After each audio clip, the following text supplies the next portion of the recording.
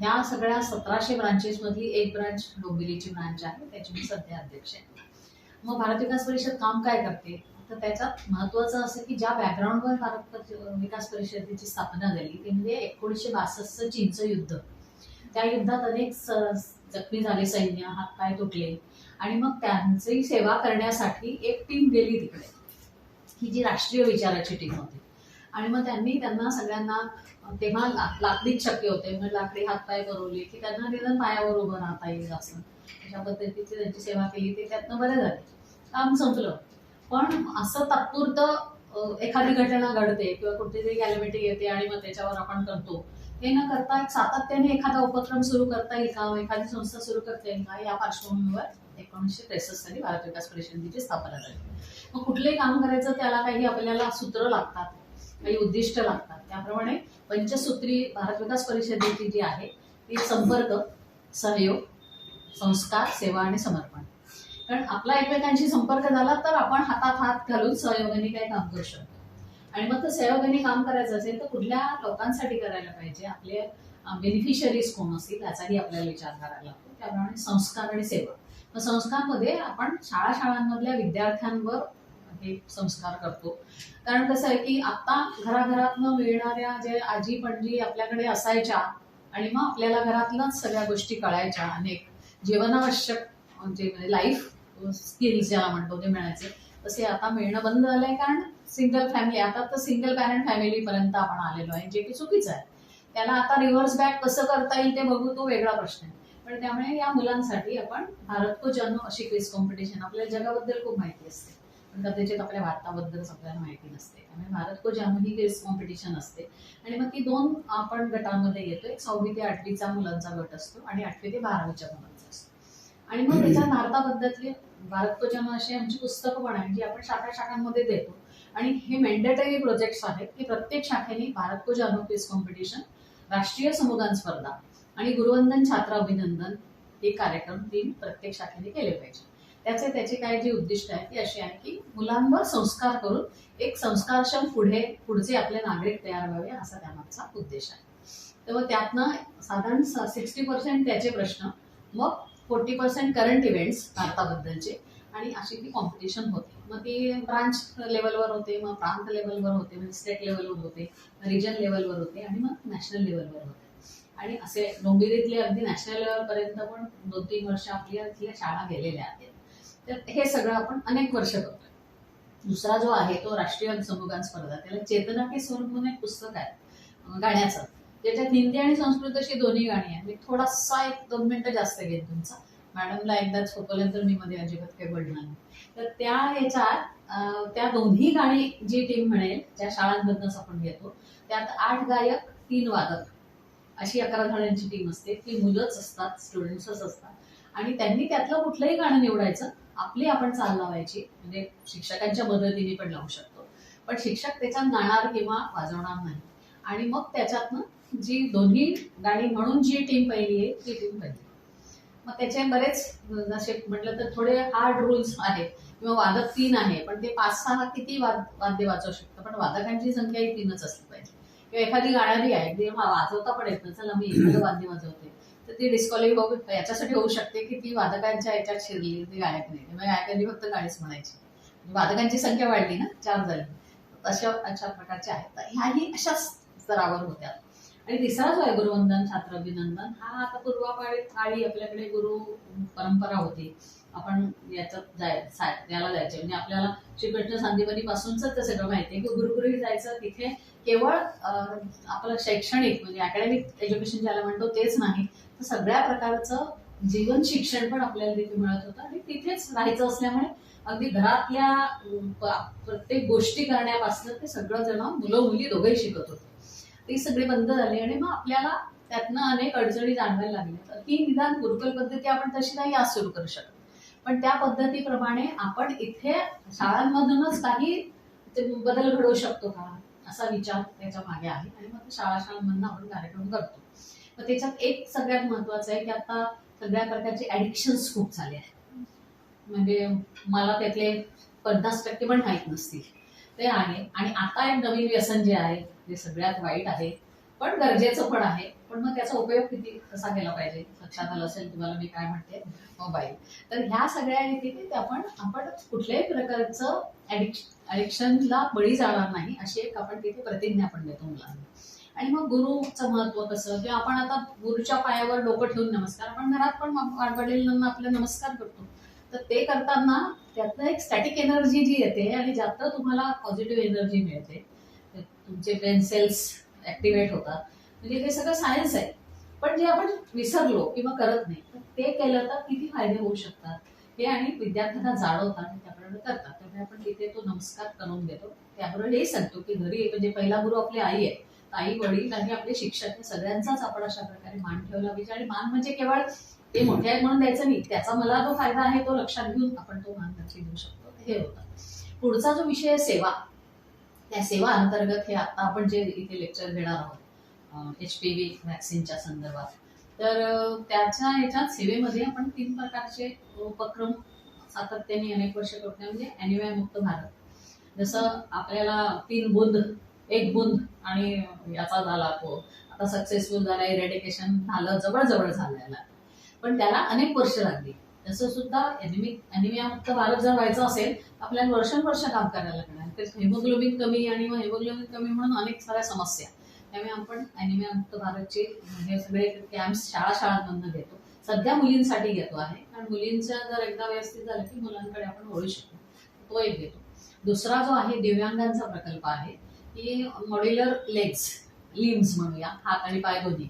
आता जयपूर फूट आउटडेटेड झाला, त्याचा उपयोग म्हणजे तो दिसायला आहे, तर फक्त आपल्याला तो नीट वापरता येत नाही, पण मला पाय आहे असं एक समाधान.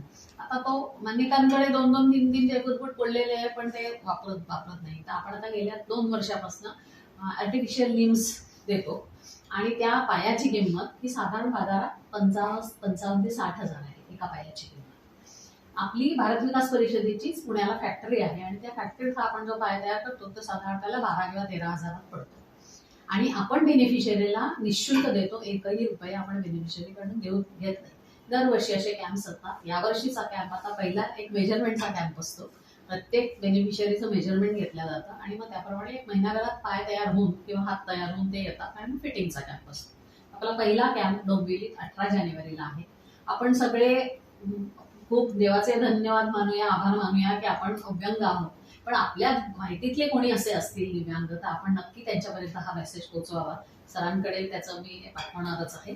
तर तिथे त्यांच्या आणि असं आपण जेव्हा निःशुल्क देतो, भारत विकास काही प्रॉफिटिंग ऑर्गनायझेशन नाही, ही सोशल ऑर्गनायझेशन आहे, NGO आहे. त्यामुळे मग आपण समाजातच आवाहन करतो, काही निधी गोळा करतो CSR फंडात वगैरे आणि आपण ते देतो. त्यामुळे त्या याच्यात समर्पण हा जो शेवटचा भाग मी सांगितलं की आमचा त्याच्यात आहे की तुमचं तन मन धन सगळ्यांनी जेव्हा समर्पण प्रत्येक जण करेल तेव्हा आपण ही सगळी कामं करू शकतो. तर त्यामुळे तो एक आमचा प्रकल्प आहे. आणि आता या वर्षीपासून सर्व्हायकल कॅन्सरसाठीचं वॅक्सिनेशन हा आपण नव्याने हातात घेतलेला आहे. आता हे आमचं दुसरं ओरिएंटेशन आहे. पण तुम्ही सगळे त्याला खूप छान प्रतिसाद द्याल. त्याच्यात बाहेर जर असेल तर त्याची 4.5 हजारापर्यंत किंमत आहे एका डोसची. आणि 2 किंवा 3 म्हणजे त्या एज प्रमाणे ते घ्यायला लागतात. मॅडमच्या याच्यात ते डिटेल येईल. तर त्यामुळे त्या याच्याचं ते डोस आम्ही तुम्हाला काही अल्पदरात फुकट नाही, कारण आपण बेअर करू शकतो. इथे ज्या सगळ्या आहेत त्यांची फायनान्शियल पोझिशन चांगली आहे, एज्युकेटेड आहे, त्यामुळे तुम्हाला हे कळू शकतं की त्याचं महत्व काय आहे. आणि मॅडमने सांगितलं तर आणखी ते क्लिअर होईल सगळं. तर त्यामुळे आपण ते काही कन्सेशन रेटमध्ये नक्की देऊ. काही भारत विकास परिषद बेअर करेल, काही तुम्ही बेअर करायचं आहे.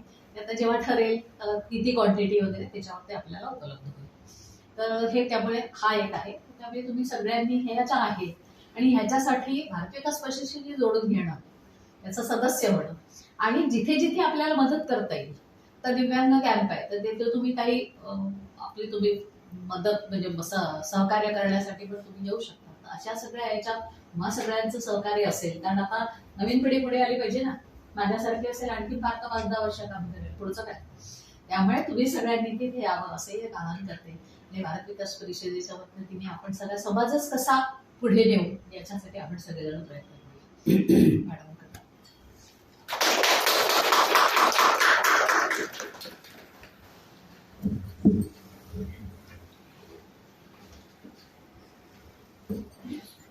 नमस्कार. ओळख वगैरे सगळी झाली आहे तर मी डायरेक्ट लेक्चरला सुरुवात करते.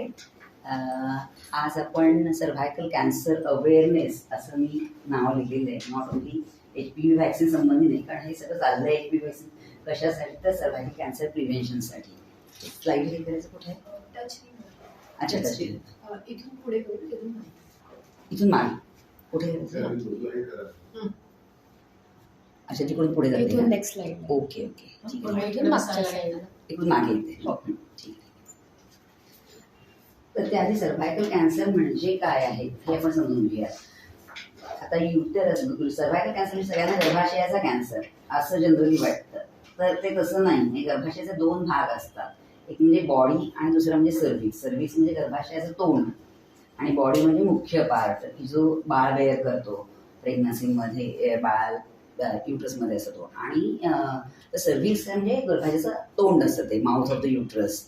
आणि ह्याचा कॅन्सर वेगळा असतो, त्याची लक्षणं वेगळी, त्याचं म्हणजे डायग्नोसिस करण्याच्या पद्धती वेगळ्या आणि त्याचं प्रोग्नोसिस म्हणजे त्याची इम्प्लिकेशन्स पण वेगळी असतात आणि बॉडीचीही वेगळी असतात, त्याचे रिस्क फॅक्टर्सही वेगळे असतात. त्यामुळे आपण आज फोकस करणार आहोत ते सर्व्हिक्सच्या कॅन्सरवर फोकस करणार आहोत. तर 90% सर्व्हिक्सचे जे कॅन्सर्स असतात ते HPV इन्फेक्शन, म्हणजे HPV याचा अर्थ ह्युमन पॅपिलोमा व्हायरस. हा एक प्रकारचा व्हायरस आहे. कोरोनामुळे सगळ्यांना व्हायरसचा त्रास देण्याचं पोटेन्शियल किती आहे ते कळतं.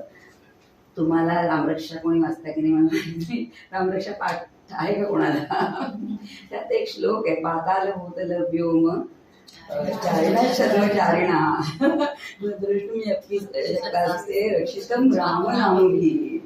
तर पाताल भूतल व्योम म्हणजे पाताळ, भूतल आणि व्योम म्हणजे आकाश, या सगळीकडे जे भरून राहिलेले आहेत आणि आपल्या दृष्टीला पडत नाही, आपण बघू शकत नाही त्यांना, असे अनेक छद्मचारिण म्हणजे असे अनेक आहेत योनी. आता आपण ह्युमन इज अ स्पेसिस, तर that is also another species, पण ते आपल्या डोळ्याला दिसत नाही, पण they have lot of nuisance causing potential त्यांच्यामध्ये असतं.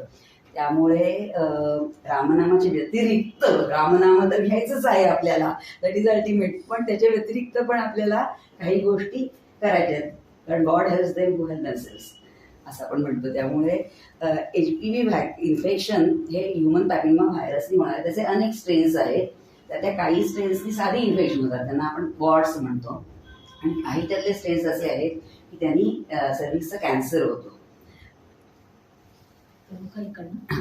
चालेल, पण तुम्ही योग्य जागी बसायची तिकडे जायचं. हां, तर हे आता आपण बोललोच की हा बायकांमध्ये अनेक प्रकारचे कॅन्सर होतात की ज्याच्यासाठी स्क्रीनिंग करावं लागतं. तर हा एक कॉमन कॅन्सर आहे बायकांमधला. अपार्ट फ्रॉम दॅट ब्रेस्टचा कॅन्सर, तो पण खूप कॉमन आहे की ज्याच्यासाठी पण आपल्याला स्क्रीनिंग करावं लागतं. आता कॅन्सर हा कुठला जास्त धोकादायक असतो आणि कुठला कमी धोकादायक असतो, ही दोन गोष्टी आपण समजून घ्या. जो कॅन्सर उशिरा लक्षणं देतो, म्हणजे एंड स्टेजला गेल्यानंतर मग त्याची लक्षणं दिसून येतात, तो जास्त धोकादायक असतो. जो कॅन्सर अर्ली स्टेजमध्ये लक्षणं देतो तो आपल्याला लवकर कळतो, कारण काहीतरी सिम्पटम्स असल्यामुळे आपण पटकन डॉक्टरकडे जातो आणि त्याचं डायग्नोसिस लवकर होतं, लवकर आपण ऑपरेशन करून अथवा काही ट्रीटमेंट घेऊन त्याच्यापासून मुक्त होऊ शकतो. तर स्क्रीनिंग कुणाला उपलब्ध आहे, म्हणजे कुणासाठी करायला हवं की जे कॅन्सर खूप काळ असिम्प्टोमॅटिक, म्हणजे काहीच लक्षणं करत नाही, सायलेंट असतात, ते तुम्हाला कळत नाही की तुम्हाला काहीतरी कॅन्सर झालं. तर कॅन्सर ही गोष्ट पण प्रत्येक वेळेला अशी सडनली होते की आज मी कॅन्सर मुक्त आहे आणि उद्या मला कॅन्सर झाला, कळला उद्या, आज कळला नव्हता उद्या कळला, असं होतं. पण होण्याची क्रिया ही बऱ्याच वेळेला काही महिने किंवा काही वर्ष पण चालू शकते. म्हणून स्क्रीनिंग मेथड्स ह्या तयार झालेल्या आहेत. कशासाठी तयार झाल्या की हे कॅन्सर आपण जास्तीच्या स्टेजमध्ये जायच्या आधी, म्हणजे खूप अर्ली स्टेजमध्ये किंवा कॅन्सरच व्हायच्या आधीची स्टेज असते, प्री कॅन्सर स्टेज म्हणतो आपण त्याला, त्या स्टेजमध्ये आपण पिकअप करू शकलो तर आपण ते मुळापासून नष्ट करू शकतो, म्हणजे टोटल क्युअर इज पॉसिबल. म्हणजे अर्ली डिटेक्शन आपण कधी म्हणतो, जेव्हा कॅन्सर झालाय आणि आपण डिटेक्ट करतो, दॅट इज अर्ली डिटेक्शन. आणि कॅन्सर व्हायच्या आधीची जी स्टेज आहे त्या स्टेजला जर आपण पिकअप करू शकलो तर तो कॅन्सर व्हायच्या स्टेजपर्यंत आपण जाऊ देत नाही ट्रीटमेंट करून. त्याला म्हणतात प्री इन्व्हेसिव्ह किंवा non invasive stage of cancer. तर स्क्रीनिंग टेस्ट याचा उद्देशच हा असतो की तो नॉन इन्व्हेसिव्ह किंवा प्री इन्व्हेसिव्ह स्टेजला कॅन्सर कोणताही पिकअप करणं. तर हा जे स्क्रीनिंग मेथड्स आहेत त्या अशाच कॅन्सरसाठी जास्त करून म्हणजे लागू केल्या जातात की जे कॅन्सर बरेच होण्याची क्रिया ती बरेच वर्ष चालू राहते आणि आपण प्री इन्व्हेसिव्ह स्टेजला तो पिकअप करू शकतो.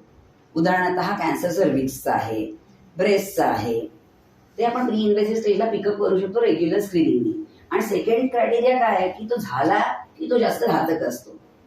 जास्त उशिराच्या स्टेजमध्ये तुम्ही जर पिकअप केला त्याचा खर्च वाढतो, त्याचं क्युअर काय काय वेळेला होतं, काय काय वेळेला होत नाही, त्याच्यापासून होणारी मॉर्बिडिटी म्हणजे त्रास सगळा, ऑपरेशन्स, किमोथेरपी, रेडिएशन, त्याचे साईड इफेक्ट्स हे पेशंटसाठी नाही तर फॅमिलीसाठी पण सगळी फॅमिली मोडून जाते त्या ह्याच्या खाली. म्हणून अशा कॅन्सरसाठी स्क्रीनिंग टेस्ट आपण हे करतो. तर why it is important to screen for any cancer for cervical cancer, because it is very common cancer in women. It can be prevented because it can be picked up at non-invasive stage, and early detection saves the life. आता risk factors कुठले आहेत HPV इन्फेक्शनचे? हे काय cervical कॅन्सरचा सगळ्यात मोठा risk factor आहे HPV infection. 90% cervical cancers हे HPV इन्फेक्शनने होतात. मल्टिपल स्ट्रेन्स आहेत त्याचे कॅन्सर कॉझिंग. त्याच्यानंतर अर्ली सेक्शुअल ऍक्टिव्हिटी. आता अर्ली सेक्शुअल ऍक्टिव्हिटी, पूर्वीच्या काळी अर्ली सेक्शुअल ऍक्टिव्हिटीचं कॉज होतं अर्ली मॅरेजेस. आता बालविवाहावर बंधन आली आहे, पण सोसायटीचं स्ट्रक्चर बदललं आहे, नॉर्म्स बदलले आहेत, मॉरल्स बदलले आहेत, त्यामुळे अर्ली सेक्शुअल ऍक्टिव्हिटी अशीही होऊ शकते आणि ती कळत नाही, म्हणजे पॅरेंट्सना कळत नाही असंही होऊ शकतं. त्यामुळे हा एक महत्त्वाचा रिस्क फॅक्टर आहे. कारण अर्ली सेक्शुअल ऍक्टिव्हिटीमुळे काय होतं की सर्व्हिक्स हे डेव्हलपिंग फेजमध्ये असतं. जसं की जेनायटल ऑर्गन्स असतात, तुम्हाला पिरियडची पाळी आल्यानंतर काही काळ लागतो सगळ्याची डेव्हलपमेंट व्हायला. पाळी जेव्हा येते याचा अर्थ तुमच्या अंडकोशामधनं हॉर्मोन्स तयार व्हायला सुरुवात झालेली आहे आणि एग्ज बनायला सुरुवात झालेली आहे आणि त्याचा इफेक्ट युट्रसवर होतो आणि मग युट्रसचं अस्तर दर महिन्याला शेड होतं, ज्याला आपण पिरियड म्हणतो. तर हे सगळं ही प्रोसेस सुरू होते मेनार्कीला, म्हणजे साधारणतः 11व्या-12व्या वर्षी लोकांना म्हणजे बायकांना पाळी येते त्यावेळेला. परंतु त्यावेळेला रिप्रोडक्टिव्ह ऑर्गन्स जे असतात ते पूर्ण मॅच्युअर नसतात. तर बालविवाहावर बंदी का आली? कारण की 18 वर्षाच्या खाली तुम्ही एखाद्या बाईची सेक्शुअल ऍक्टिव्हिटी लग्न आणि मॅरेज आणि मुलं झाली तर तिचं युट्रस तेवढं सक्षम नाहीये to bear the children, and after exposure to sexual activity she can get diseases early एजला झाली तर. कारण ते सगळं कोमल असतं त्यावेळेला, थोडक्यात सांगायचं म्हणजे. आणि त्यावर कुठल्याही ऑन्कोजेनिक कॅन्सर कॉझिंग कुठल्या व्हायरसेसला किंवा कुठे एक्सपोज झालं तर त्याचा इफेक्ट जास्त सिरियस होऊ शकतो आणि तो तुम्हाला लगेच कळत नाही, तो काही वर्षांनी तुम्हाला कळणार. त्यामुळे हा direct cause and effect relation हे कोणी लावू शकत नाही त्याच्यामध्ये की हे झालं आणि मला त्रास झाला 50व्या वर्षी, लग्न झालं 17व्या वर्षी, त्रास झाला 50व्या वर्षी. तर हे इमिजिएट एखादी गोष्ट तुम्ही फूड पॉयझनिंगमध्ये आहे, अन्न खाल्लं मला दुपारी उलट्या झाल्या, लगेच तुम्ही आयडेंटिफाय करू शकता, पण इथे आयडेंटिफाय नाही करू शकता. तर हा एक महत्वाचा रिस्क फॅक्टर आहे. Secondly multiple partners. So there is a population who, by compulsion or whatever reason, they have multiple partners. They are at very high risk of cervical cancer. आणि दुसरं म्हणजे स्मोकिंग आणि लो इम्युनिटी. लो इम्युनिटी अनेक कारणांमुळे होऊ शकते. HIV infection असतं, काही इन्फेक्शन असतात की जी लोअर करतात इम्युनिटी. तुमची जनरल इम्युनिटी सुद्धा अनेक डेफिशियन्सीजमुळे, व्हिटॅमिन डेफिशियन्सीजमुळे, काही कारणामुळे, डिसीजमुळे, कुठल्याही डिसीजमुळे तुमची इम्युनिटी डायबिटीजमुळे कमी होते. कॅन्सर कॉझिंग जी ड्रग्ज असतात, किमोथेरपी ड्रग्ज, ती तुमची इम्युनिटी कमी करतात. आणि अनेक आहेत गोष्टी त्याच्यामुळे इम्युनिटी कमी होते. ज्यांची इम्युनिटी कमी होते त्यांना कोणत्याही कॅन्सरची रिस्क जास्त असते. कारण कॅन्सर हा पण असा आहे बघा, आपल्या बॉडीमध्ये प्रत्येक गोष्टीसाठी प्रतिकारशक्ती आहे, नॉट ओन्ली फॉर इन्फेक्शन्स, प्रत्येक गोष्टीसाठी प्रतिकारशक्ती. त्यामुळे प्रत्येकाचं मूळ उत्तर हे तुमची हेल्थ ओव्हरऑल चांगलं ठेवणं हे प्राईम आन्सर आहे, बाय व्हॉट एव्हर मीन्स. तुम्ही हेल्थ चांगली ठेवली की तुम्हाला जनरली काहीच होत नाही. तर आता सिम्पटम्स काय असतात? जसं मी सांगितलं त्याप्रमाणे हा कॅन्सर बराच काळ प्री इन्व्हेसिव्ह स्टेजमध्ये राहतो आणि नंतर मग हळूहळू त्याचं कॅन्सर जास्त इन्व्हेसिव्ह मग तो स्प्रेड होतो वगैरे. त्यामुळे अर्ली स्टेजमध्ये बऱ्याच वेळा काही सिम्पटम्स नसतात, ज्या स्टेजमध्ये आपल्याला तो कॅच करायचा आहे. त्याच्यानंतर जेव्हा तो इन्व्हेसिव्ह होतो, म्हणजे थोडासा ऍडव्हान्स स्टेजमध्ये जातो, तेव्हा फिजिकल रिलेशन्स नंतर ब्लिडिंग होणं किंवा दोन पाळ्यांच्या मध्यात इरेग्युलर ब्लिडिंग होणं किंवा फाऊल स्मेलिंग डिस्चार्ज येणं असे सिम्पटम्स पेशंटला येऊ शकतात. नेक्स्ट, आता हे स्क्रीनिंग कशा प्रकारे करतात? 2 महत्वाच्या टेस्ट आहेत स्क्रीनिंग करणाऱ्या. एक म्हणजे पॅप स्मिअर, जो तुम्ही कदाचित ऐकलं असेल सर्वांनी, पॅप स्मिअर टेस्ट म्हणून असते. तर ही पॅप स्मिअर टेस्ट ही स्पेसिफिकली सर्व्हायकल कॅन्सरसाठीच आहे, गर्भाशयाच्या बॉडीच्या कॅन्सरसाठी ती नाही आहे. तर ही फक्त सर्व्हायकल कॅन्सरसाठी टेस्ट आहे. यात काय करतो आपण की पेशंटला एक्झामिन करून कॅन्सर सर्व्हिक्सच्या तोंडावरच्या ज्या सेल्स असतात त्याची स्क्रेप बायोप्सी घेतो आणि ते लिक्विडमध्ये टाकतो आणि मग ती स्मिअर पॅथॉलॉजिस्ट बघतात स्लाईडवर की बाबा त्या पेशी कशा दिसत आहेत, त्याच्यामध्ये काही कॅन्सरचे किंवा अर्ली कॅन्सरचे किंवा प्री कॅन्सरस काही चेंजेस दिसत आहेत का मायक्रोस्कोपिकली. जर दिसले तर आपल्याला त्याच्यावर पुढची ऍक्शन घ्यायला लागते. तर ही ती टेस्ट आहे. नंतर दुसरी टेस्ट महत्वाची आहे म्हणजे HPV DNA टेस्ट. ही पूर्वी काही वर्षापूर्वी नव्हती, 15-20 वर्षापूर्वी. आता या 10-15 वर्षांमध्ये ती उपलब्ध झाली की HPV जिनोम आहे की नाही त्या सेल्समध्ये, म्हणजे सेल्स व्हायरसने इन्फेक्ट झाल्या आहेत का हे तपासून बघतात त्याच्यामध्ये. तर ह्या 2 महत्वाच्या टेस्ट आहेत आणि ह्या सिम्पटम्स नसताना सुद्धा करायच्या आहेत because it is a screening test. Next, आता किती फ्रिक्वेंटली कराव्यात? तर पॅप स्मिअर हा 3 इयरली करावा आणि HPV स्क्रीनिंग 5 इयरली करावा आणि कधीपासून करावं. तर ह्या गाईडलाईन्स ज्या आहेत ना त्या प्रत्येक कंट्रीमध्ये थोड्याशा व्हेरिएबल आहेत. वेस्टर्न कंट्रीजमध्ये काय पहिला right from the beginning of sexual life, म्हणजे 18 वर्ष असेल तर 18 वर्ष, 19 वर्ष, व्हॉट एव्हर. आपल्याकडे जी अपेक्स बॉडी आहे फॉक्सी म्हणून गायनेकोलॉजी, त्यांनी दिलेल्या गाईडलाईन्स प्रमाणे बिटवीन 30 and 60 हे स्क्रीनिंग करावं. पॅप स्मिअर एव्हरी 3 इयरली आणि HPV स्क्रीनिंग 5 इयरली. असं त्यांच्या गाईडलाईन्स आहेत, हे करायला पाहिजे. जिथे जिथे HPV स्क्रीनिंग उपलब्ध आहे आणि अफोर्ड करू शकतो पेशंट, तिथे तिथे HPV स्क्रीनिंग करावं. कारण आपण बघितल्याप्रमाणे that is the cause of 90% of the cancers.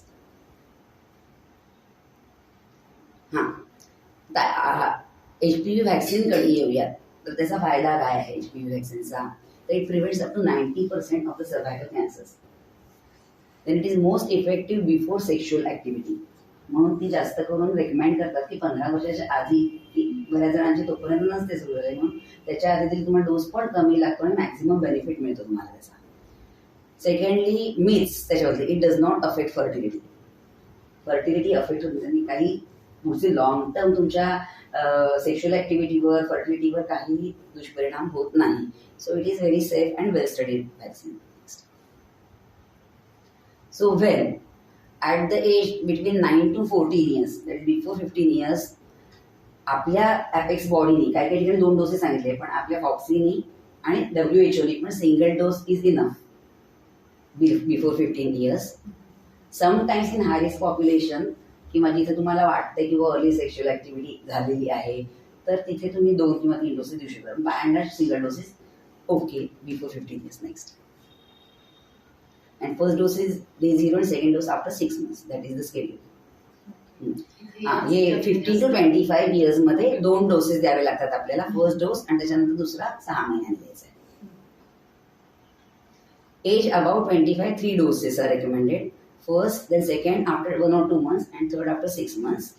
आणि काही काही ठिकाणी थोडंसं याच्याविषयी कॉन्ट्रोवर्सी आहे. काही काही ठिकाणी 25 वर्षानंतर किंवा 30 वर्षानंतर vaccine they don't recommend because with the presumption की एक्सपोजर असू शकतं आणि त्यांनी फारसा काय बेनिफिट मिळणार नाही व्हॅक्सिनेशननी. पण आपल्याकडे अप टू 45 years जरी सेक्शुअल ऍक्टिव्हिटी झाली असेल नसेल, HPV एक्सपोजर झाला असेल नसेल, ज्यांना हवं त्यांना तुम्ही 3 डोसेस फुल देऊन टाका, असं रेकमेंडेशन आहे. Next, so the key message is get vaccinated, get screen.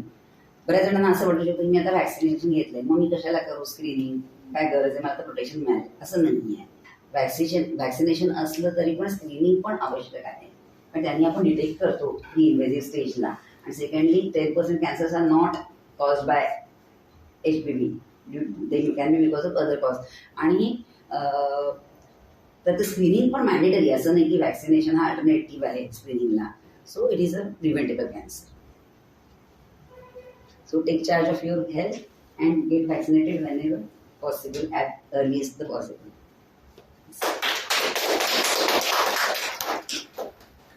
Doctor vaccine बद्दल सांगू शकाल का? हो, वॅक्सिन्स ना 2 कंपन्यांच्या सध्या उपलब्ध आहेत आपल्याकडे. एक सिरमची आहे, सर्वावॅक म्हणून आहे, दुसरी गर्डासिल म्हणून आहे. तर वाईडली उपलब्ध आहेत ना ते क्वाड्रिव्हॅलंट आहे, जे 4 स्ट्रेन्स त्याच्यामध्ये कव्हर केलेले आहेत.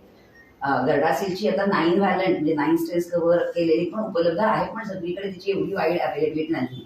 मग स्पेसिफिकली म्हणजे ती मागून घ्यायला लागणार आहे की कुठे आहे की अवेलेबिलिटीचा इश्यू आहे थोडासा त्याचा. आता तर क्वाड्रिव्हॅलंट सगळीकडे उपलब्ध आहे. सिरमची आहे ती पण क्वाड्रिव्हॅलंट आहे, 4 स्ट्रेन्स त्याच्यात आहेत.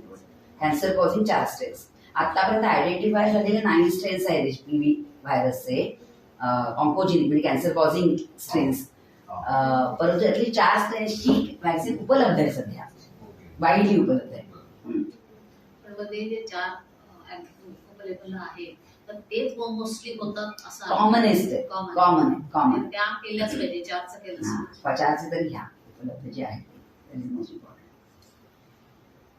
आणि सेकंडली कसं आहे की व्हायरस हा म्युटेट होत असतो, म्हणजे स्वतःचं रूप सतत बदलत असतो. म्हणजे आता तुम्ही 9 स्ट्रेन्स आहे किंवा 4 स्ट्रेन्स आहे म्हणतात, परंतु तो चेंज होत राहतो आणि अजून काही वर्षांनी अजून पण स्ट्रेन्स येऊ शकतील, which may have to be included in the vaccine. म्हणून स्क्रीनिंग आवश्यक आहे.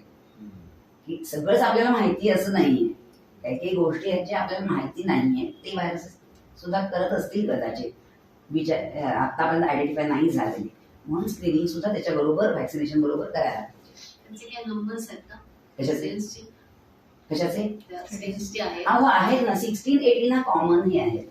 ते असले की घेतलेच पाहिजे. हो, त्याच्यात लिहिलेले असतात म्हणजे क्वाड्रिव्हॅलंट मध्ये ना असं काही B9 आहेत. मला वाटतं क्वाड्रिव्हॅलंट मध्ये 2 B9 आणि 2 कॅन्सर कॉझिंग असे स्ट्रेन्स आहेत. ते B9 म्हणजे वॉर्ड्स करतात, ते वॉर्ड म्हणून लिजन्स होतात सगळ्या अशा त्या व्हायरसमुळे, आणि कॅन्सर कॉझिंग 2. 16-18 हे स्ट्रेन्स हे बऱ्याच वर्षांपासून ते are identified as cancer causing strains. मग नंतर हळूहळू बाकीचेही कळत गेले असतील, त्यांनी ऍड केले.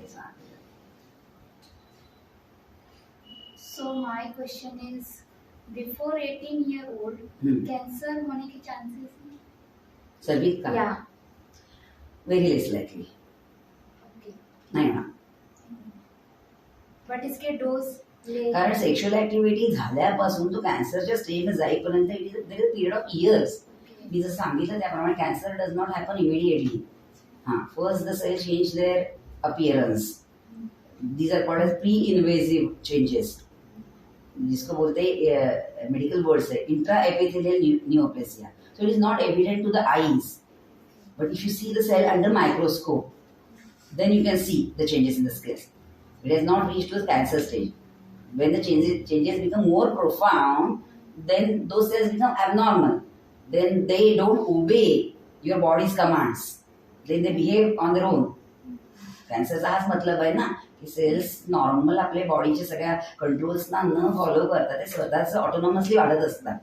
अदरवाईज बाकीच्या सगळ्या आपल्या बॉडीमध्ये प्रत्येक मिनिटाला काय अनेक लाखो सेल्स रिजनरेट होत असतात आणि लाखो सेल्स डिजनरेट होत असतात. ही प्रोसेस आणि लाखो सेल्स मेंटेनन्स फेजमध्ये असतात. हे सतत चालू असतं बॉडीमध्ये, पण there is a regulatory system of the body. आणि कॅन्सर आपण कशाला म्हणतो की जे रेग्युलेशन पाळत नाही त्याला आपण कॅन्सर म्हणतो. तर हे व्हायला पण काही काळ जावा लागतो.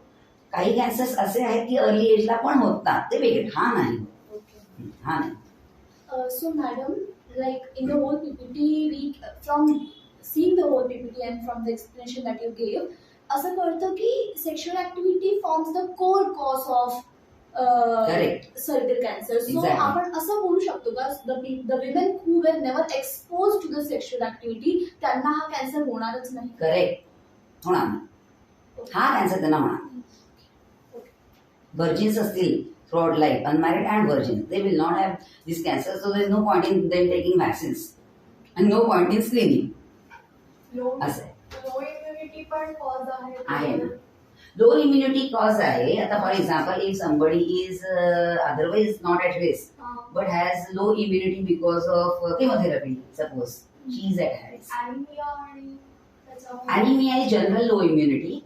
That also causes low immunity. But आपण जास्त करून कॅन्सर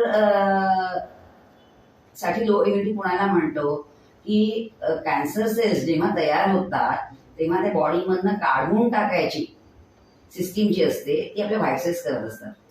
आलं ना लक्षात? तर व्हाईट सेल्स कमी करणारे जे जे काय गोष्टी असतील आलं ना लक्षात. व्हाईट सेल्सचं फंक्शन कमी करणाऱ्या ज्या गोष्टी असतील, वरून HIV असेल, केमोथेरपी असेल, ह्यांनी जास्त कॅन्सर कॉझिंग लो इम्युनिटी होते. पण मग डेंग्यूत व्हाईट सेल्स कमी होतात. प्लेटलेट्स कमी होतात. त्याच्यात ती रिस्क येते नाही. डेंग्यू शॉर्ट टर्म ना, केमोथेरपीचं कसं गोज ऑन ओव्हर मंथ्स असं होतं, वीक्स और मंथ्स. डेंग्यू तात्पुरता आहे. म्हणजे शॉर्ट टर्म इम्युनिटी कमी झाली तर लगेच काय होणार नाही. Long term low immunity because it is evolving disease ना, इट इव्हॉल्व्स ओव्हर फ्यू मंथ्स और वीक्स और इयर्स असं आहे. 45 नंतर जेव्हा आपण स्क्रीनिंग करतो सपोज, आणि यू आर डॅम शुअर की आता काही कुठल्याही सेक्शुअल ऍक्टिव्हिटी तुमच्या नाही होणार, तर अशा केसमध्ये ही टेस्ट जर नेगेटिव्ह आली, तुमची काही प्रॉब्लेम नाही, तर तरीही तुम्ही वॅक्सिन सजेस्ट कराल का? नाही, अबव 45 वॅक्सिनेशन नाही सांगितलेलं. नाही, above 45 there is no need of vaccine. No need. there is no need of vaccine if you are screen negative. Technically त्यांनी रेकमेंड केलंय की सर्व्हायकल कॅन्सर स्क्रीनिंग जे आहे, जे आपण 3 इयरली आणि 5 इयरली सांगितलं ना, that is recommended up to 65. हा, अच्छा. पण कसं आहे की आपण साधारण पेशंटची हिस्ट्री बघतो की कुठल्या क्लासचा पेशंट आहे, काय त्याचं बिहेवियर, सेक्शुअल बिहेवियर काय आहे, काय नाही. So if patient comes to me at the time of menopause 49 आहे, 52 आहे आणि ऍब्सोल्युटली नॉर्मल पॅस्मियर आहे, इट इज ऑलमोस्ट रिएश्युअरिंग. म्हणजे त्यांनाही काही प्रॉब्लेम हा, बाळाला technically they have recommended up to 60. म्हणजे जे काय जनरल पॉप्युलेशनसाठी गाईडलाईन्स आहे. आलं ना लक्षात. हा, तो अप टू 65 त्यांनी रेकमेंड केलंय की रिपीटेड दोन सिनियर्स तुमचे जर निगेटिव्ह असेल 60 आणि 65 चा, then you stop screening. Okay. कारण CIA ज्याला आपण प्री इन्व्हेसिव्ह कॅन्सर म्हणतो ना, it is the disease of young age. तो 30s मध्ये होतो. ज्या पेशंटला 30 to 45 किंवा 30 to 40 मध्ये प्री इन्व्हेसिव्ह कॅन्सर होतो, त्यांना पुढे जाऊन 50s आणि 60s मध्ये इन्व्हेसिव्ह कॅन्सर होण्याची पॉसिबिलिटी असते. So if you intervene at that stage between pre invasive stage 30 young age मध्ये, तर तो पुढे जाऊन इन्व्हेसिव्ह कॅन्सर होणार. पण पेशंटने कधी स्क्रीनिंग केलं नाही आयुष्यामध्ये. तर किती वेळा माझ्या ओपीडीमध्ये पेशंट येतात ना, त्यांना उशिरा माहिती मिळते आणि अवेअरनेस येतो आणि नंतर रिअलाइज होतं की ही अशी काहीतरी टेस्ट आहे बाबा म्हणून. माझी पॅस्मियर करा म्हणजे आफ्टर मेनोपॉज. म्हणजे असं नाही की मी करत नाही, असं नाहीये. त्यांना गरजच नाही. कधीच गेला नसेल आयुष्यात तर करायला पाहिजे. ऍटलीस्ट यू शुड नो ना, पूर्वी काही झालं होतं त्यांनी करणार. She may be found to have invasive cancer माहित असल्याशिवाय. एक्झॅक्टली. पहिल्यांदाच आता पण कधीच केलं नसेल तर एकदा तरी करा. एकदा करा. आणि तुम्ही जे सांगितलं की सेक्शुअल ऍक्टिव्हिटी ऑलरेडी झाली असेल, हो. तर कितपत घेणं वॅक्सिन सेन्सिबल? कसं आहे, सेक्शुअल ऍक्टिव्हिटी झाली असेल तर प्रत्येकाला HPV एक्सपोजर झालं असेलच असं नाही. HPV is the main cancer causing agent ना, आलं का नाही लक्षात. तर त्यामुळे व्हॅक्सिन घ्यायची. व्हॅक्सिनचे बेनिफिट्स आहे. Even if a person is expose to HPV, जरी तुम्हाला काश्मीरमध्ये किंवा याच्यात सापडले टेस्टिंगमध्ये की you are expose to HPV, still it is worth taking vaccine because it will give some protection against proceeding to pre-cancerous आणि कॅन्सर स्टेज, म्हणून त्याने रेकमेंड केलेलं आहे. असं आहे. लॉजिकली स्पीकिंग आपल्याला वाटतं की HPV ऑलरेडी झालाय तर काय यूज आहे वॅक्सिनचा, किंवा HPV itself will give some immunity. तसं नाहीये. मॅम, थॅलेसेमिया पेशंट्स पण घेऊ शकतो का वॅक्सिन? घेऊ शकतात ना, एनीबडी कॅन टेक. असं काही नाही. ऑन द कॉन्ट्री, ज्यांना कमी इम्युनिटी आहे ना, they will be protected. So it's all more recommended. पण त्याचा अॅनिमिया असतो, सगळं असतं ना, इम्युनिटी कमी असते अॅनिमियामुळे. घेतलेलं केव्हा सांगतो. आणि हाय रिस्क जनरली कुठल्या ब्लड ग्रुपला इफेक्ट होतो? त्याच्यात असं काही ब्लड ग्रुप वगैरे असं नाही. It is not related to blood. काही कॅन्सर असतात ब्लड ग्रुपशी रिलेटेड, हा नाही. आता महिलांमध्ये हिमोग्लोबिनचं प्रमाण कमी असतं, हो.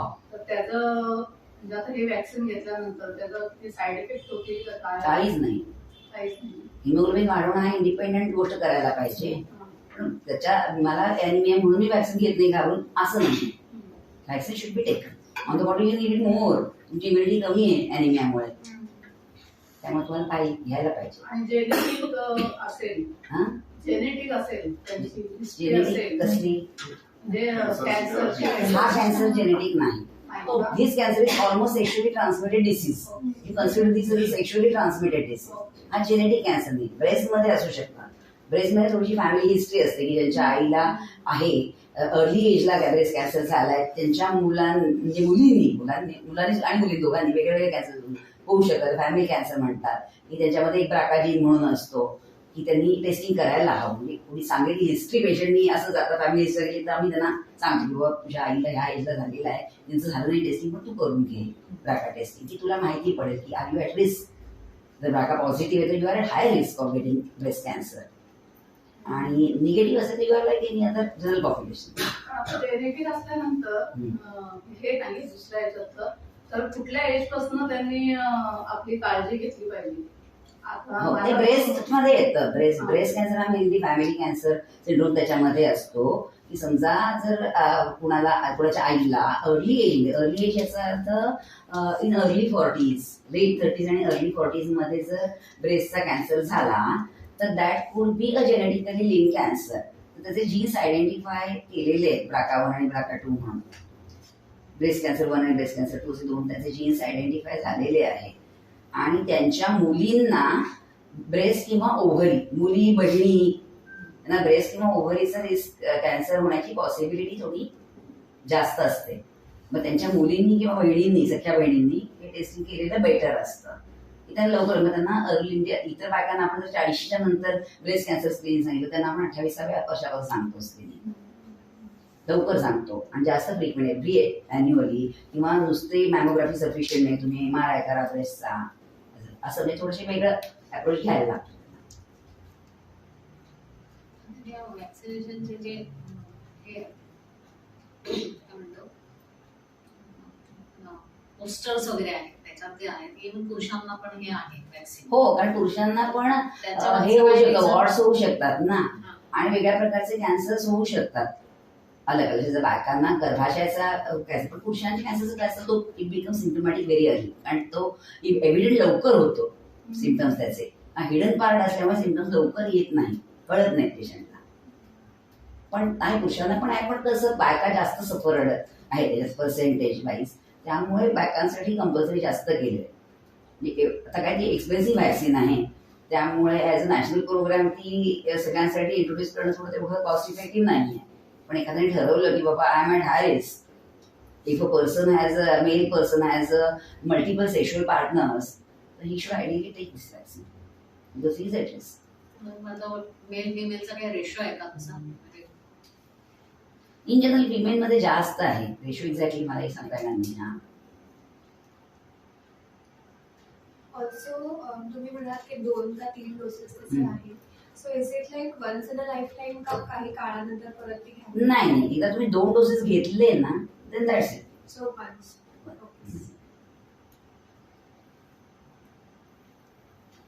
सेफ सेक्शुअल प्रॅक्टिसेस कॅन्सरची पॉसिबिलिटी कमी करतील का नाहीच? नाही, कमी नक्कीच करतील. So it's always good to go for safe sexual practices at least before marriage. Somebody sexually active, म्हणजे मी आता माझ्याकडे जे पेशंट येतात त्यांना मी टाईम बाजूला काढून सांगते त्यात, पण कित्येकांना माहिती नसतं, अवेअरनेस नसतो त्याचा, की it's very important to use a barrier contraception when you are having pre marital किंवा अर्ली एजला सेक्शुअल ॲक्टिव्हिटी होते.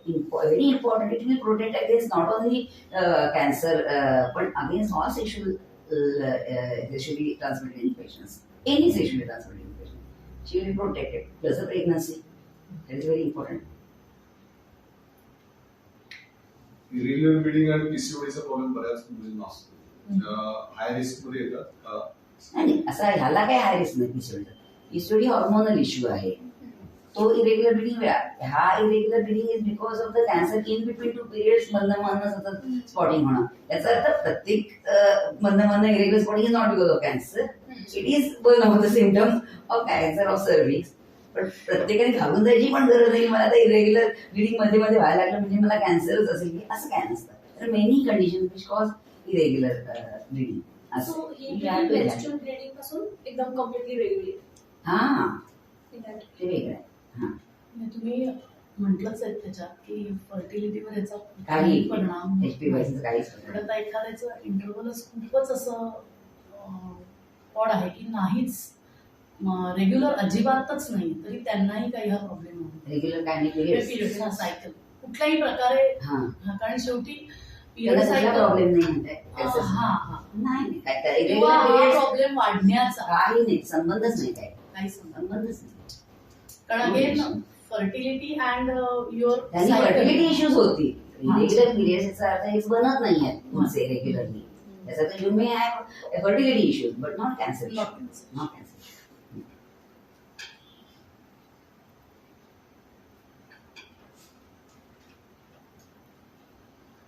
सिम्पटम्स बऱ्याच वेळा कळत नाही. बरोबर आहे, म्हणूनच मी सांगते ना Just एक की विचार. कसं आपण हे कॅन्सरचे सिम्पटम्स लिहितो, हा. याचा अर्थ डिस्चार्ज हा नेहमी कॅन्सर म्हणून असतो का? Exactly. असं नाही. 99% of the time very benign and अगदी किरकोळ कंडिशनमुळे असू शकतो, इन्फेक्शन वगैरे काहीतरी ट्रीट करून बरा होतो. Even smelly discharge can also be because most of the times it is because of the infections. Irregular bleeding असेल तर most of the times it is because of some menstrual problems and hormonal issues. पण क्वचित त्यांनी पण होऊ शकतं. It is one of the symptom, पण याचा तर प्रत्येक ही सिम्पटम म्हणजे कॅन्सर आहे असं नाही, असं उलट नाही ते. माहिती नसते माहिती नसते जरा हा म्हणजे फोबिया फिअर वाटतं जास्त माहिती नसल्यामुळे. पण ते काय आहे आपल्याला ह्याच्यातनं हे समजून आपण असं नाही समजून घ्यायचं की हे सिम्पटम म्हणजे बापरे कॅन्सर, हे नाही याच्यात समजून घ्यायचं. याच्यातनं फक्त मेसेज हाच आहे की बाबा तुम्ही कॅन्सर होऊ शकतो, हा हे रिस्क फॅक्टर्स आहेत, am I following in this risk factors, check करा तुम्ही की किती आहेत तुमचे स्वतःचे सगळी हिस्ट्री अप्लाय करून स्वतःला बघा की how much I am at risk, आलं ना लक्षात. आणि तुम्हाला वाटलं की नाही मी अजिबात रिस्क मला फारशी नाही आहे, आवडून सिंगल पार्टनर, मी मॅरिड आहे, हॅपीली मॅरिड आहे, मला काही बाकीचे रिस्क नाही, काही नाही आहे, मग मी किती फ्रिक्वेंटली करू स्क्रीनिंग. हा तर नॉर्मल सगळ्यांसाठी तुम्ही पाहिजे सांगितलंय, परंतु तरी पण मी सांगते जजमेंट घेऊन की बाबा if you are all the same category तुम्ही आयुष्यात 2-3दा तरी करा स्क्रीनिंग, आलं ना लक्षात. त्यासाठी म्हणजे काहीतरी होऊ शकतो. 30 वर्षाचं असं नाही केलं, 40 वर्षाचं असं नाही करा, 50 वर्षाचं, तोपर्यंत 3 स्मेअर जर निगेटिव्ह असेल तुमचे, फॉरगेट अबाउट इट. हे माझं प्रायव्हेट काउन्सिलिंग आहे. Apart from the guideline generalise असतात, तुम्ही त्याच्यातनं काही काही मिस होऊ शकतात ना. तुम्ही guidelines has to cover maximum number of women every population. मी तुम्हाला असं सांगितलं 50 वर्षांतर करू नका, एखाद्या पहिलं झालं 60 वर्षांतर cancer, she has never had screening at all in her life, this can happen ना. डायरेक्ट 60व्या वर्षी पेशंट कम्स विथ सिम्पटम्स आणि अरे बापरे कॅन्सर असं होऊ शकतं ना, असं होतं बऱ्याच वेळेला होतं असं. कारण कॅन्सर उशिरा होतो, इन्व्हेसिव्ह लवकर होतो, पण त्याचं कॅन्सरमध्ये रूपांतर होण्यासाठी सुद्धा तुमची इम्युनिटी हा फॅक्टर येतोच ना. सगळ्यांमध्ये काय it may stay in pre invasive stage for many women, in some women it can go to invasive. असं नाही तो झाला मी तो जाईलच पुढे, असं काय नाही आहे. मी आता इयरली पॅप्समियर करते, तर how much beneficial it is? Yearly it is not recommended, करू पण नका yearly, it is not recommended so frequently. तुम्ही 5 इयरली HPV करा बेस्ट. म्हणजे पॅप्समियर सुद्धा आजकाल it is replace by HPV. जिथं HPV लोकांना अफोर्ड होत नाही कारण थोडं एक्सपेन्सिव्ह आहे, तिथे तुम्ही 3 इयरली पॅप्समियर किंवा सर्वायकल सायटोलॉजी करा म्हणून. जिथं HPVचं स्क्रीनिंग उपलब्ध आहे तिथं डू सर्वायकल, त्याच्यात ते करतातच सायटोलॉजी प्लस HPV स्क्रीनिंग दोन्ही करतात. Do it 5 yearly, that is more than sufficient.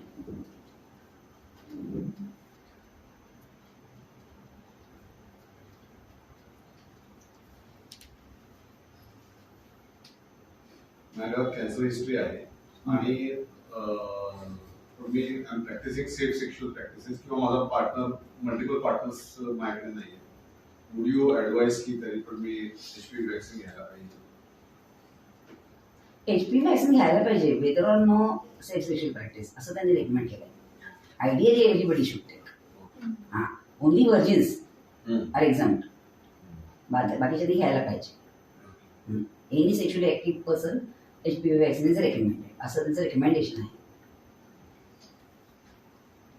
HPV हा जो व्हायरस आहे त्याचं ओरिजिन मध्ये एका माणसात येतं कुठून? ते इन्फेक्शन आहे ना. आता तर ओरिजिन असं सांगत नाही why it is transmitted sexually from one person, ह्याला काही उत्तर नाहीये. For example hepatitis B virus आहे, HPV व्हायरस आहे, HIV व्हायरस आहे, they are all sexually transmitted. How you get it, anything can reduce immunity, असं काही पण असतील गोष्टी. त्याच्यामुळे तो येऊ शकतो तुमच्यामध्ये virus. And once you have got a virus you can give it to others. असं आहे. फक्त एक आहे, it is safer than corona virus actually, because it is transmitted only after sexual contact. जसं तुम्ही हवे तर बोललात एकमेकांशी की जाईल असं नाही आहे. So that way it is safe. If you have safe sexual practices it will not affect you. ते पण आहे.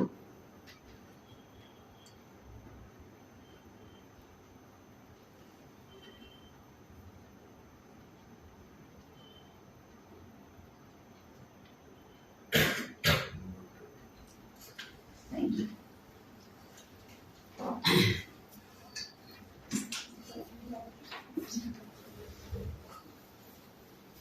So I think आपल्या ऑलमोस्ट सगळ्या प्रश्नांची उत्तरं मिळालेली आहेत. If you have any other questions तर you can let us know. मग आपण पुढे काय करायचं ते ऍक्च्युअली. मी हवं असेल तर एक काउन्सिलिंग शीट आहे माझ्याकडे FAQच्या फॉर्म मध्ये, ते तुम्हाला पाठवेन. तुम्ही यांच्या तुमच्या ग्रुपवर शेअर करा. एव्हरीबडी कॅन, म्हणजे काही विसरलं that will clear all the. Consent फॉर्मच्या बरोबर दिली तरी सुद्धा चालेल. पण मला म्हणजे एक म्हणते की कोणाला काही प्रॉब्लेम नसेलच असं धरूया, पण तरी सुद्धा हे का घ्यायचे? कारण डॉक्टर म्हणले एव्हरीवन मस्ट टेक इट. तर आपल्याला झाल्यानंतर जो अनेक लाखोचा खर्च, मानसिक त्रास हे जे होणार आहे, आपलं कुटुंब डिस्टर्ब होणार, हे सगळं म्हणण्यापेक्षा आपण जर अफोर्ड करू शकतोय आणि एकत्र आम्ही तुम्हाला कन्सेशन रेटमध्ये देणार आहोत, तर ते घेणं हे केव्हाही ऍडवायजेबल आहे असं मी म्हणेन. बरोबर. कारण तुमचे पुढचे सगळे व्याप वाचणार आहेत आणि तो तुम्ही त्याला प्युअर नाही, एकदा झाल्यानंतर तुम्हाला त्याला प्युअर नाही, किंवा प्युअर झाली तरी ॲट व्हॉट कॉस्ट सगळ्याच. आणि भारत विकास परिषदेतर्फे आता जे वॅक्सिन येतं 9 स्ट्रेन्स वर की 4 पार्टी 4 स्ट्रेन्स. आणि 9 हवं असेल तर वेगळं तुम्हाला घ्यायला लागेल. गटातील भारत विकास परिषद नाही देणार, पण तुम्हाला इंडिव्हिज्युअली घ्यायला मागवायचं लागेल. ते आम्ही मागवून देऊ शकतो.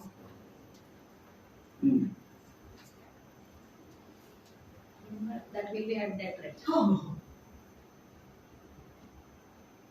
ठीक आहे. वाटतं लेट अस स्टॉप हिअर. आणि तुमच्यापर्यंत प्रत्येकापर्यंत तुमचे कॉन्टॅक्ट तर दिलेले आहेत. आपल्याला सगळ्यांना ओळखणारच आहोत आपण, त्यामुळे तुम्हाला प्रत्येकाला ते कन्सेंट फॉर्मची कॉपी पण मिळेल. तुम्हाला हवा असेल तर प्रिंटेड फॉर्म पण इथे अवेलेबल असतील. आणि आता जो ऍडिशनल जो FAQ आहे तो पण तुम्हाला पोचेल. पण कीप अ टाइम स्पॅन, कारण बऱ्याचदा काय असतं की इम्पॉर्टंट आणि अर्जंट गोष्टीमध्ये आपल्याला हा पार्ट इन्क्लूड करायला पाहिजे. खूप जवळून आपण बघितलेलं, तुमच्या पण आजूबाजूच्या फॅमिलीजमध्ये तुम्ही बघितलं तर how cancer can destroy a life, म्हणजे एंटायर फॅमिलीज लाईफ. असं जर विचार केला तर तुम्हाला खूप एक्झाम्पल्स आपल्या आजूबाजूला दिसतील. त्याच्यापासून आपल्याला जर प्रोटेक्शन मिळवायचं असेल तर problem this is the right time. म्हणजे जेव्हा या प्रोग्राम बद्दल मी आता सांगितलं काही जणांना, तर 2-3 जणांचे मला रिप्लाय असे पण आले की unfortunately we have crossed the age, otherwise we would have been interested. काही जणांनी 2-3 जणांनी मला वाटतं असं सांगितलेलं की आम्ही आज येऊ शकत नाही आहोत, पण माझा कन्सेंट फॉर्म आहे, मला ही लस घ्यायचीच आहे. मला वाटतं think about it very positively आणि अर्जंट म्हणूनच त्याला ट्रीट करा. दरवेळेला आपल्याला हा चान्स मिळेल असं नाही, त्यामुळे लवकरात लवकर ते करून घ्या, म्हणजे आपण मोकळे होऊन जातो. एक पार्ट आपण आपल्या लाईफसाठी, म्हणजे जसं इन्शुरन्स आहे तसा तो रिक्वायर्ड असतो, तसाच हा भाग आहे. युअर इन्शुरिंग युअर लाईफ आणि युअर फॅमिलीज ऑल्सो लाईफ तुम्ही इन्शुअर करता या वॅक्सिनच्या माध्यमातून. So try to do that and get it done as early as possible. लवकरात लवकर मला वाटतं आपल्याकडे January we can, if process is completed by 15th of January, next week or in fortnight we can arrange for the vaccine. Vaccine घेतल्यावर immediate काही फारसं काही होत नाही. जर कोविडची वॅक्सिन सगळ्यांनी घेतली असेल ना, पण ते फक्त आपण दंडावर देतो आणि तिथे फारसे काही साईड इफेक्ट नाही. थोडा कोणाला थोडं किरकोळ दुखलं तर शेकायचं पिकायचं. We generally fall in the category of 15 to 25. तर मग आमच्यासाठी 2 डोसेस दोन दोन्ही डोसेस आम्हाला इथे मिळतील. हो. म्हणजे जो क्रायटेरिया आहे की दुसऱ्या डोसला यायला पाहिजे तरच ते मग कम्प्लीट प्रोटेक्शन दिल्यासारखं होईल ना, अदरवाईज ते इनकम्प्लीट होऊन जाईल. Otherwise you won't get the immunity. So it will be of no use. तुम्ही तुमचं पैसे पण वाया घालवणार आणि तुम्हाला वेळच वाया घालवणार. मग दोन्ही कन्सिडर करून किती, what will be the price? म्हणजे एका डोसची साधारण 4-4.5 आहे. आम्हाला ते किती कन्सेशन मध्ये मिळतात त्याप्रमाणे आम्ही तुम्हाला कळवू. पण तुम्हाला साधारण 20% concession. So let us see how it goes. आपण किती जणांनी रजिस्टर करतो त्याच्यावरती संख्या अवलंबून आहे, त्याच्यावर कन्सेशन आपलं अवलंबून आहे. म्हणून ते आपलं हप्ता कमी कॉस्ट करतात. पण आता तशी नाही सांगता येणार की आपण जेव्हा जास्त येतं क्वांटिटी मध्ये घेऊ तेव्हा आपल्याला कदाचित ते आणखी स्वस्त. ठीक आहे. आणि 2 घ्यायचेच हे मनात ठेवूनच तुम्ही हो. कन्सेंट फॉर्म द्या. अदरवाईज ज्यांना तसं शक्य नसेल शक्य कराच म्हणजे, पण शक्य नसेल तर तोही विचार करा की त्या एकाने घेऊन पण तुम्हाला काहीच फायदा होणार. Dose must be completed. आत्ताचं आपलं सेशन नाही पण ऑडिओ रेकॉर्ड झालेलं आहे. So we can share it. आपल्याला जर गरज पडली तर पीपीटी प्रेझेंटेशन आणि मॅडम समोर आणि एक क्वेश्चन आन्सर्स हो आणि कन्सेंट फॉर्म मी ऑलरेडी सेंड केलेले आहेत. केलेला आहे. इथे आहेत पण रेडी पण आहेत. मला तुमच्याकडे ते एफएक्यूचं शीट आहे का? मी पाठवलेलं आहे का? मी पाठवतो तुम्हाला बरं. यांच्या पाठवून फॉरवर्ड करा. त्यांचा नंबर आहे माझ्याकडे मोबाईलचा. त्यांचा नंबर आहे. मोबाईलला पाहिजे.